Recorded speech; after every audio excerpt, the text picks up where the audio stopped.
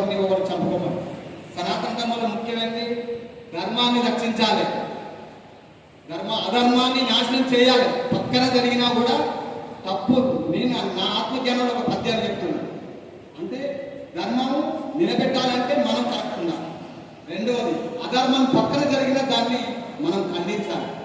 మరి ప్రాణాలు ప్రాణియోగ రక్షకరు, ప్రాణులు అన్ని ప్రాణులు మనలండి. ఆత్మ మనమే. అవి ఎంతమంది రక్షిస్తున్నారు? అందరూ మృగబుద్ధిలో ఉన్నారు, గురుధర్మంలో లేరు ఎవరు కూడా. వాడు లేడు వీడు లేడు, ఇల్లున్నోడు లేడు అందున్నోడు లేడు. వాడు ఆల్రెడీ అది దేవతలను దర్శించుకుని తింటున్నాడు, వీడు ఉన్నదాన్ని తింటున్నాడు. ఇవన్నీ మానవేయాలి. అహింస పరమ ధర్మాలు. మనకు మంచిగా కూరగాయలు మంచిగా తినాలి, జ్ఞానం పెంచుకోవాలి, ఈ ధర్మాన్ని పాటించాలి. మరి మనం తప్పులు చేస్తున్నాం.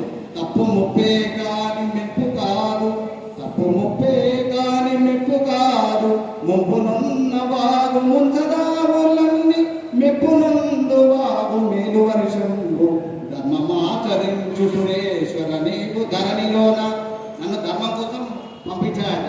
నేను చెప్తే విన్న వాళ్ళు లేరు. అంటే ఇటు వింటున్నారు, ఆమె అంటున్నా ఆచరించే వాళ్ళు లేరు. అంటే ఆ రోజు వీరబ్రహ్మేంద్ర స్వామి, ఆదిశంకరాచార్య పెద్ద పెద్ద గురువులు వచ్చినా కూడా వాళ్ళని కూడా ఎవరు పంపించుకోలేదు. ఎవరో రక్షించారో ఏదో ధర్మం చెప్పి వెళ్తారు. కానీ ఇప్పుడు అవసరం వచ్చింది, సూర్యుడు జన్మించాడు. అందరూ అంటే భగవత్ సంకల్పం ఉంది మనకు ప్రతి ఒక్కరి.